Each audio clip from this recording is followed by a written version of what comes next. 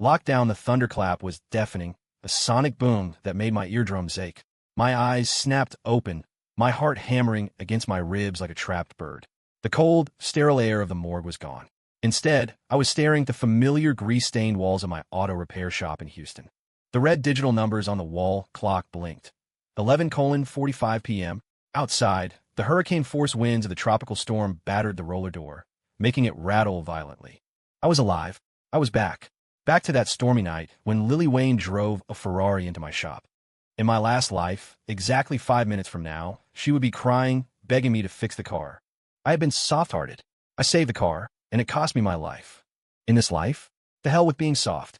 I vaulted off my recliner, covering the distance to the main entrance in 3 long strides. I grabbed the heavy-duty U-lock from the counter. Clang! I yanked the heavy metal roller door down tight, slammed the lock into place, and twisted the key. The action was fluid, desperate. The moment the lock clicked, tires screeched outside. Then came a horn, long, piercing blast that sounded like a death knell. Jack! Jack, are you in there? Open the damn door. It was Lily's voice.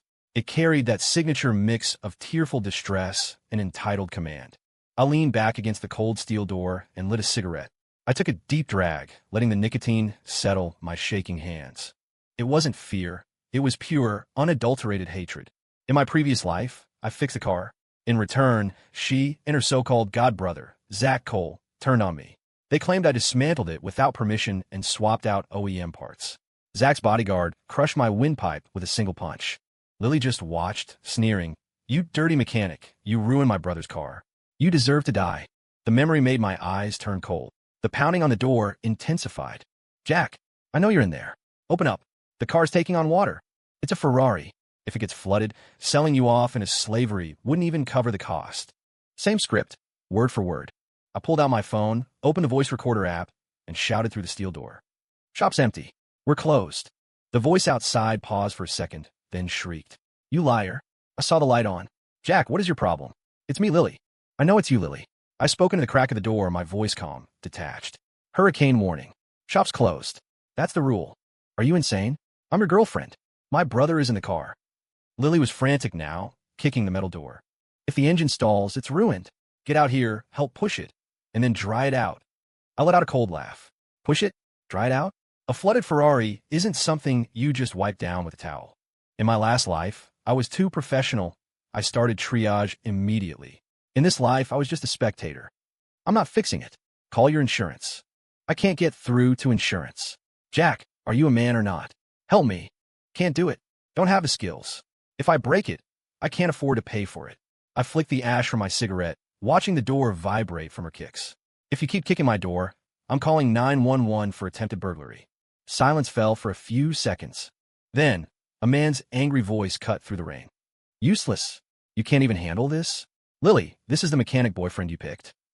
It was Zach Cole, the man who ordered his bodyguard to beat me to death in my past life. Hearing that voice made my knuckles turn white around my phone. Zach, don't worry.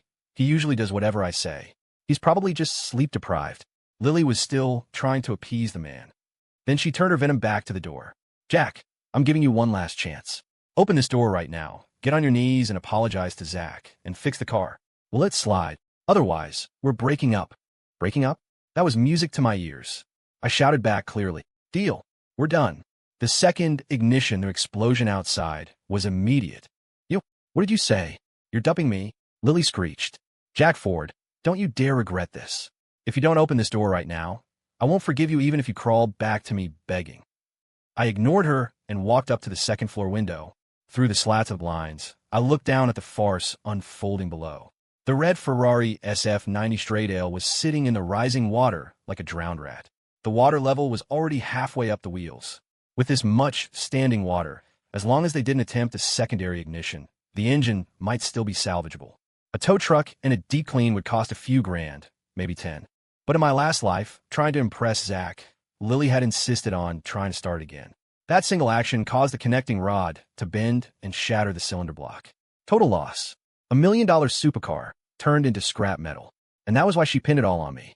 Down below, Zach was sitting in the passenger seat, looking furious. Enough. Why are you wasting breath on a broke loser? The longer the car sits in the water, the worse it gets. Zach yelled, Let's go. Find another shop. Lily was panicking.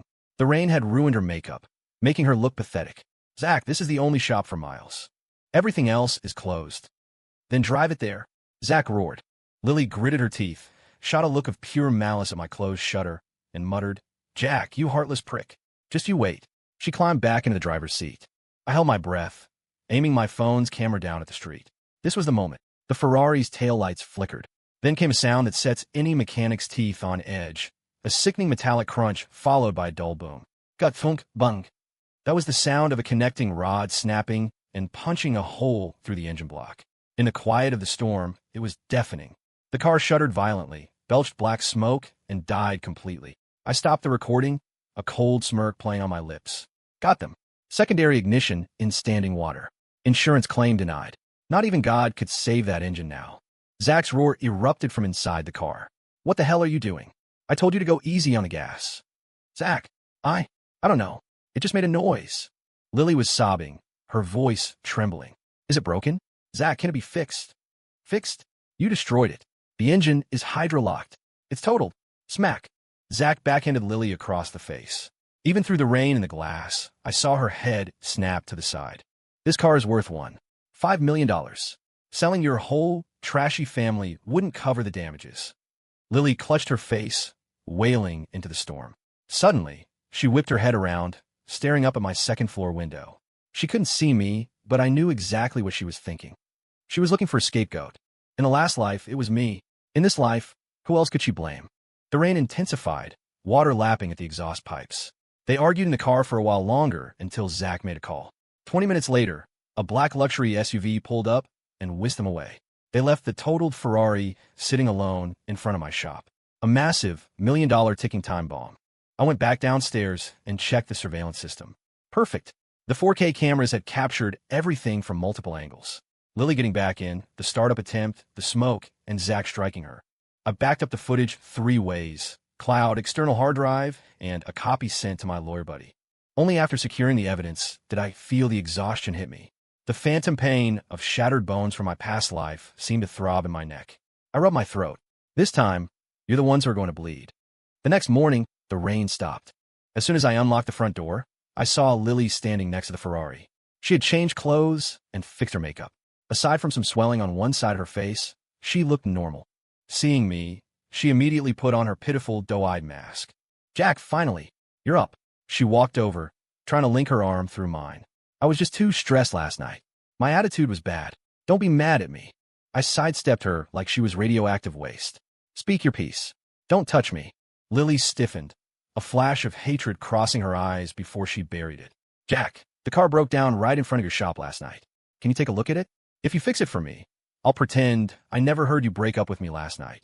She pulled a key fob from her purse and held it out. Her eyes held that familiar arrogance, as if letting me fix this car was a favor she was granting me. I looked at the key and laughed. Lily, do you think I'm an idiot? That engine threw a rod last night. It's totaled. The block is cracked.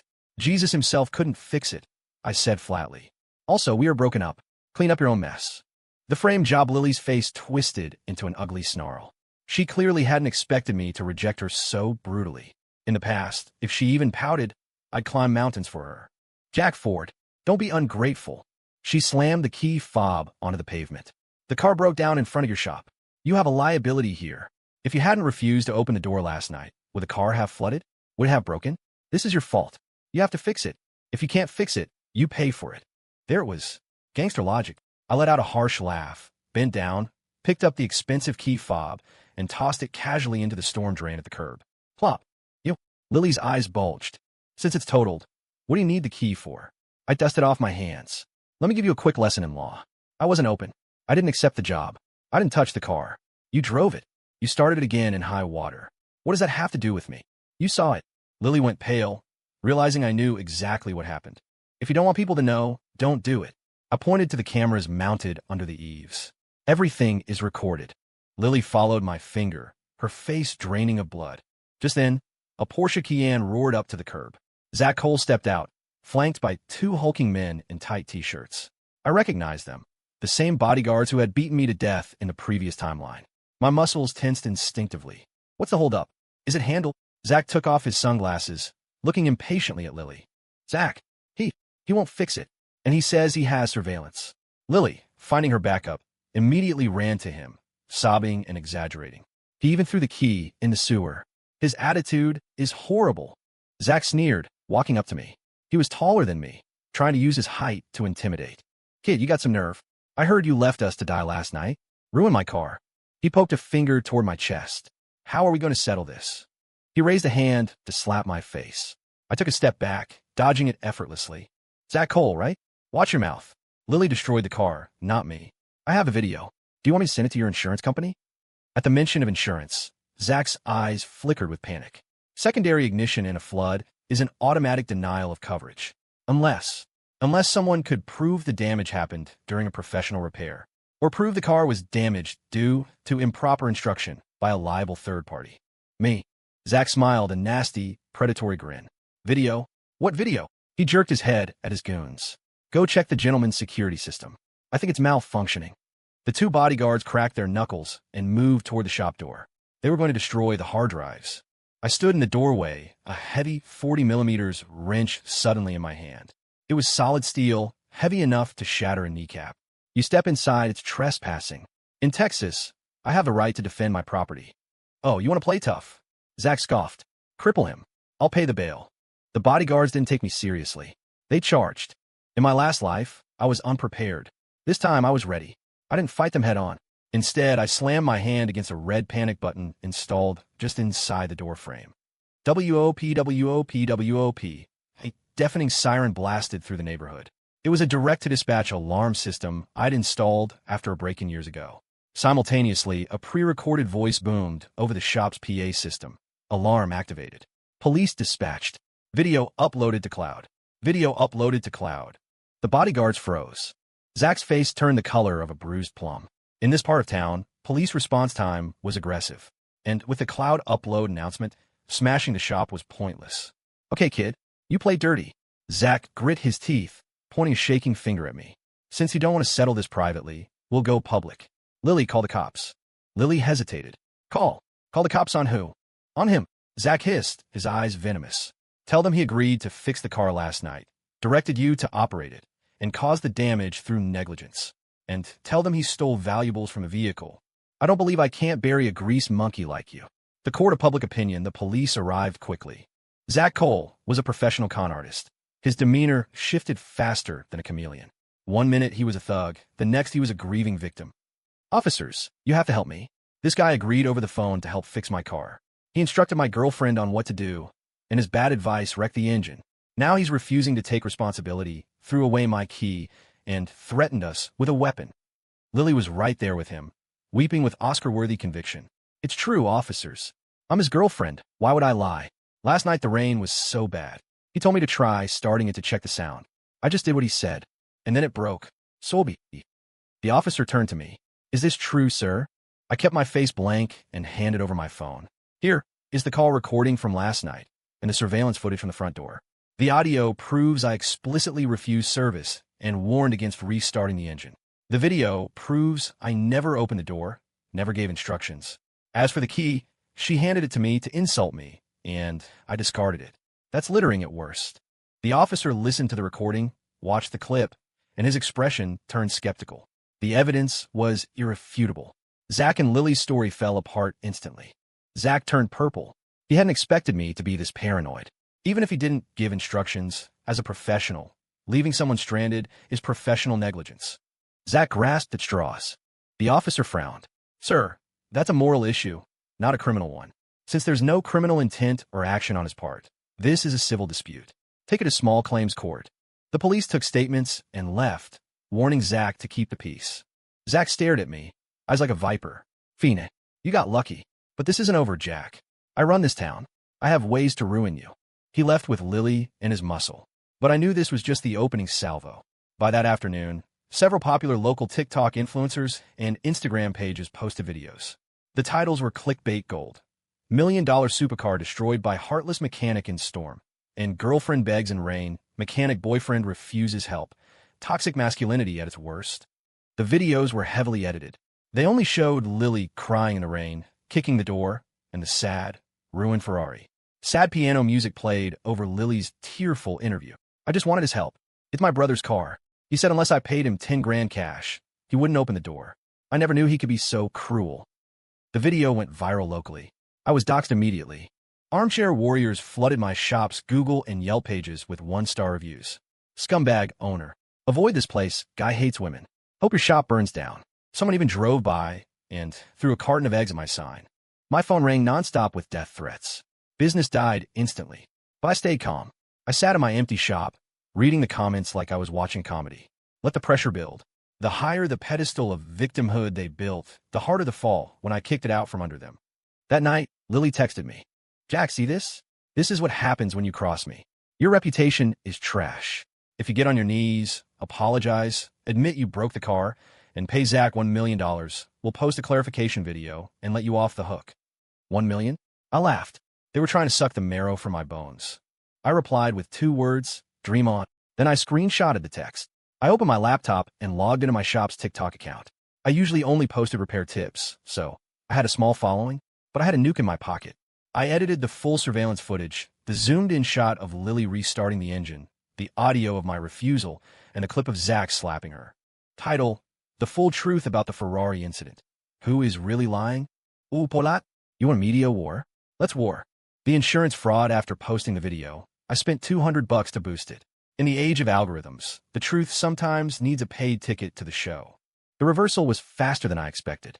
The internet mob, realizing they'd been played, turned vicious. Holy crap, look at the full video. She started it herself. Wait, the boyfriend explicitly told her not to start it, and the other guy hit her, and they blamed the mechanic? That's attempted fraud. The wind changed direction instantly. Internet sleuths went to work. Someone found Lily's Instagram, exposing her rich girl life as a series of fake photos and shared luxury goods. Then, someone dug up Zach Cole. He wasn't a rich heir. He was a chauffeur. I paused when I read that comment. A driver? In my last life, Zach acted like a high roller. Lily cheated on me with him because she thought he was loaded. It turned out he was a fake? No wonder. No wonder he was so desperate to pin the damage on me. No wonder he said, selling you wouldn't cover it. If he was a real millionaire, a wrecked Ferrari is a bad Tuesday. But for a driver who stole his boss's car for a joyride and totaled it, that's a death sentence. Understanding this, I felt even more confident. They needed a scapegoat to show the real owner, or they needed insurance money to cover the hole. Right on cue, a sedan with a Geico logo pulled up. 2 adjusters in polos stepped out. Are you Mr. Ford? I am. We're looking into a claim regarding a Ferrari SF90. The claimant states the damage occurred while in your custody for repairs. We need to verify. Here it comes. Zach, that weasel, doubled down. He was trying to claim it happened inside my shop to trigger my garage liability insurance or his comprehensive coverage. Claimant? Who is the claimant? I asked, playing dumb. Mr. Zach Cole. You might want to check your facts. I pulled up the video and the viral threads on my iPad. First, Zach isn't the owner. The internet says he's a driver. Second, the car was destroyed on the public street by Lily Wayne engaging the ignition in deep water. I have proof. The adjusters watched the video. Their faces went grim. Secondary ignition is an exclusion, one muttered. And if he's not the owner and is filing a claim, plus misrepresenting the location of the incident. That sounds like insurance fraud. I supplied helpfully. Mr. Ford, this footage is critical. We'll need a copy. Take it. As the adjusters left, I looked at the sad Ferrari still parked on the curb. Zach, you just turned a debt into a felony. An hour later, Lily called. This time, she wasn't arrogant. She was terrified. Jack, please help me. Her voice cracked. Zach is losing it. He says he's going to kill me. The insurance denied the claim. The boss knows. Jack, I only have you. I listened to her sobbing, feeling nothing but a vague craving for spicy tacos. Lily, you chose this road. You wanted the fast life. You wanted the brother with the Ferrari. You wanted me dead to cover your tracks last time. Now, enjoy your luxury life. I hung up and blocked the number. Silence. But I knew the real storm was just making landfall. Zach's actual boss, the man he stole the car from, was about to enter the game. The real owner, Zach, hadn't been arrested yet. Insurance fraud takes time to process. But his current situation was worse than prison. That night, a sleek black Maybach rolled up to my shop. The license plate was Ray 1. In Houston, that meant Ray Vance. Old money mixed with new violence. A man who owned half the port and operated in the gray zones. The back door opened, and a man in a bespoke suit stepped out. He was older, holding 2 polished steel stress balls in his hand. He looked like a university professor, but his eyes were like broken glass. From massive bodyguards trailed him. This was the real predator. "You're Jack Ford?" Vance asked. His voice was quiet, terrifyingly calm. "I am. And you are?" "I own the Ferrari. My name is Vance. Ray Vance, the legend." So Zach was Vance's driver. That idiot really had a death wish, stealing Ray Vance's car to pick up girls. "Mr. Vance," I nodded respectfully. Vance looked around my modest shop, then rested his gaze on me. "Zach tells me you wrecked my car. He says you're extorting him, holding the car hostage." "Of course. Lying until the end." "Mr. Vance, do you believe him?" I asked. Vance smiled, rotating the steel balls. Click, click. "I don't trust Zach, but he's been with me 5 years. I just met. Give me a reason not to bulldoze this shop." The air grew heavy. The bodyguards took a step forward. I reached under the counter and pulled out a USB drive. "Mr. Vance, I don't like to talk. The truth is on this drive. It shows how Zach stole the car, took the girl for a joyride, how she wrecked it, and how they planned to frame me and defraud the insurance company." I paused, looking him in the eye, and it has audio of what he said to the girl in the car. In my last life, while fixing the car, I'd heard the dashcam footage. Zach wasn't just joyriding. He was moving something for Vance and skimming off the top. I didn't have that dashcam now, but I could bluff. Vance took the USB and handed it to a bodyguard, who immediately plugged it into a tablet. They watched Lily start the engine. They watched Zach slap her. They heard the conspiracy. Even without the skimming proof, the theft, destruction of property, and attempted fraud were enough to bury Zach. Vance watched the screen, his expression unmoving, but the steel balls in his hand stopped clicking. "Good. Very good." Vance dusted an invisible speck of lint from his sleeve. "Mr. Ford, you're a smart man. Where is Zach?" "Likely at the hospital, or trying to skip town," I said. "He won't get far," Vance said softly. "The car. Keep it. It's scrap metal to me now. Part out. Consider it compensation for your trouble." I blinked. "Excuse me? I don't like looking at failures. Sell the parts." Vance turned to leave. "Mr. Vance, I can't take it," I called out. "That car is evidence. And it's trouble. I'm just a mechanic. I don't want any heat." Vance stopped and looked back, a flicker of appreciation in his eyes. "Knows his limits. Fina, I owe you a favor. If you have trouble, use my name." The Maybach pulled away silently. I exhaled, realizing my shirt was soaked in sweat. Dealing with men like Vance was like juggling live grenades. But I had survived. Now it was time to watch the rats turn on each other. Dog-eat-dog Vance didn't believe in delays. 2 hours later, Zach was dragged back. Not by cops, but by Vance's contractors. They caught him trying to board a flight to Mexico. They intercepted him right in front of my shop, as if Vance wanted me to have a front row seat. The rain had started again, light and cold. Zach was thrown into the muddy parking lot. His leg was bent at a wrong angle. He was screaming. Lily was there too, shivering, her mascara running down her face like war paint. Vance sat in the back of the Maybach, window rolled down an inch. "Zach, I treated you like a son." Vance's voice drifted out. "Mr. Vance. Ray, please." I was confused. It was her. She seduced me. She made me take the car. Zach screamed, pointing a trembling finger at Lily. "She wrecked it. It has nothing to do with me." When death is on the table, the brother-sister bond evaporates. Lily's eyes went wide. "Zach, are you a man? You told me you owned it. You told me you were a tycoon. You told me to drive it. You told me to start again." Lily lunged at Zach, clawing at his face. "You liar. You broke chauffeur. Give me back my youth." They rolled in the mud, biting and scratching like rabid dogs. I leaned against my shop door, watching cold-heartedly. In the last life, they stood united while I bled out on the floor. Now, the roles were reversed. "Enough," Vance said. 2 guards stepped in and kicked them apart. "The car cost $1.5 million, Vance said, tossing a ledger out the window. "Zach, you know the rules. You break it, you buy it. Lily, you press the button. You share the debt. $1.5 million. Between the two of you. If you're $1 short, I start taking pieces of you." He didn't mean car pieces. Lily shrieked. $1.5 million? I don't have that kind of money." Suddenly, she saw me. She scrambled through the mud, grabbing my ankle. Jack, save me. You have money, right? You have savings. You have the deed to your parents' house. Help me. I love you. If you pay the debt, I'll marry you. I'll give you kids." I looked down at her. The woman I once worshipped looked like a monster. "Lily, do you have amnesia? We broke up." I kicked her hand away. "And my money is for a good woman, not for a black hole like you." "Jack," she wailed. Vance's men dragged them into a van. The tow truck came for the Ferrari. The lot was cleared. Silence returned. But I knew Lily.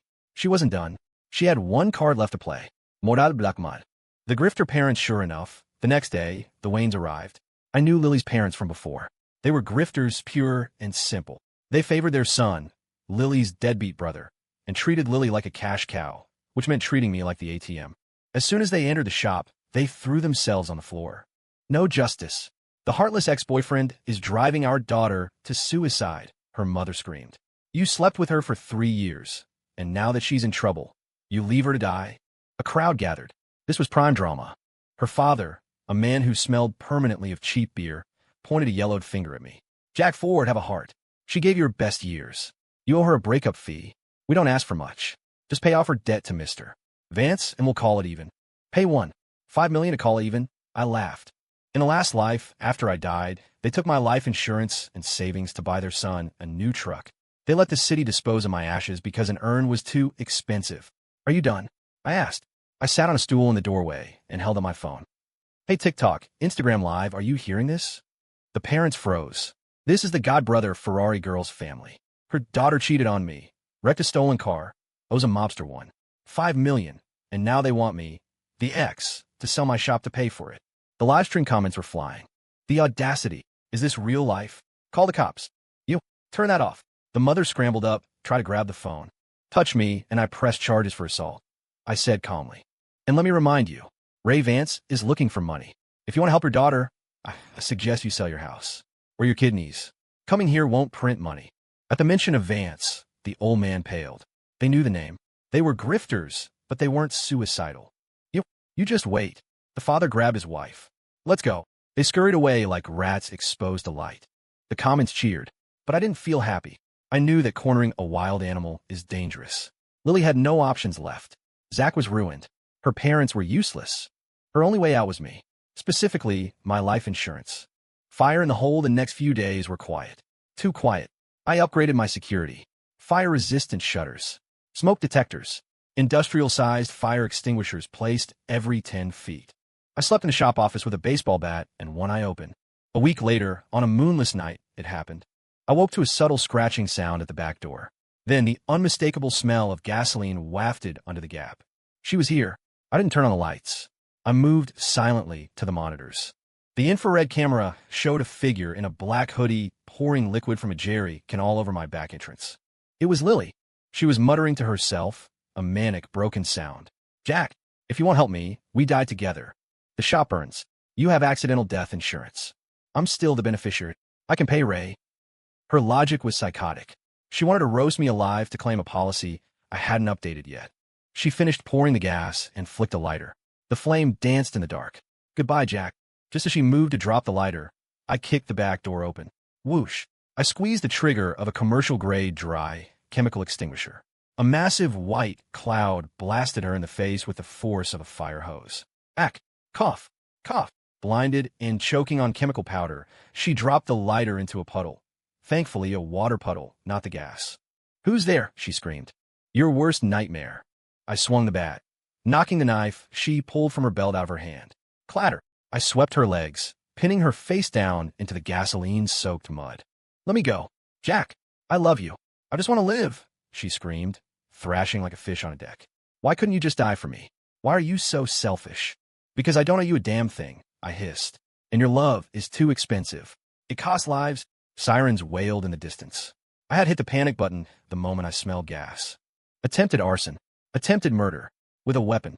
That was a 20-year ticket, minimum. The hidden cargo Lily was hauled away in cuffs. The police collected the gas can, the knife, and the video footage. It was an open and shut case.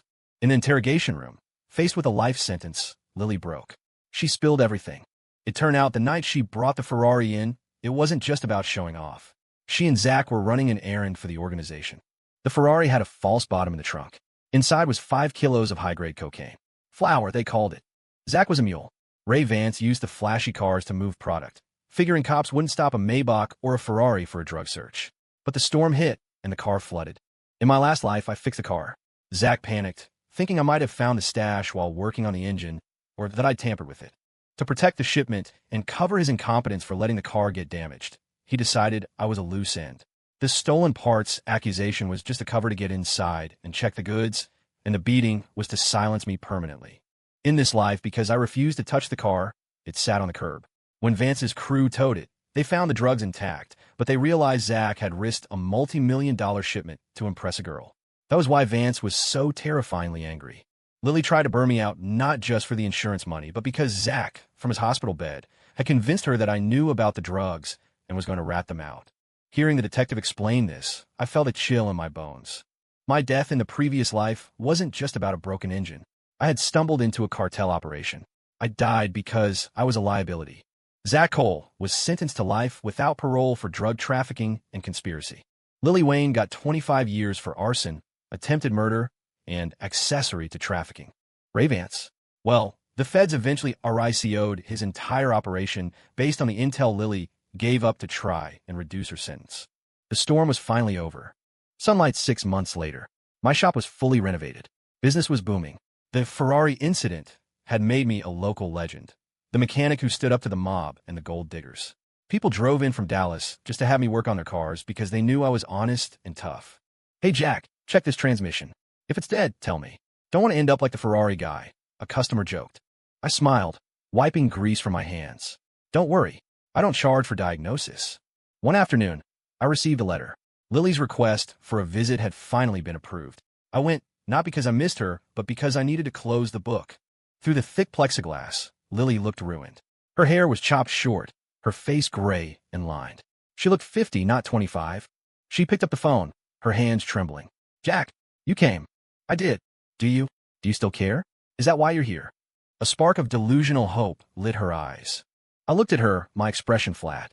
No, I came to see that justice works. Lily's face fell. Jack, you're so cruel. I really loved you once. In the last life, I didn't want you to die. I begged Zach to stop. I leaned forward, my voice dropping to a whisper. Lily, stop lying. When I died in the last life, my ghost didn't leave immediately. Her eyes widened. I floated there. I watched you. I saw you grab Zach's arm and say, thank God that idiot is dead. Now no one knows about the car. Do you want me to quote the rest? Lily's pupils constricted to pinpricks. She stared at me like I was the devil. How do you know that? If you don't want people to know, don't do it. I hung up the phone. I stood up and walked away. Behind me, I heard her screaming, slamming her fists against the glass, a muffled, desperate sound. I didn't look back. Not once. I walked out of the prison into the bright Texas afternoon. The sun was warm. The air smelled like sweet grass and diesel. The rain had finally stopped. Story complete.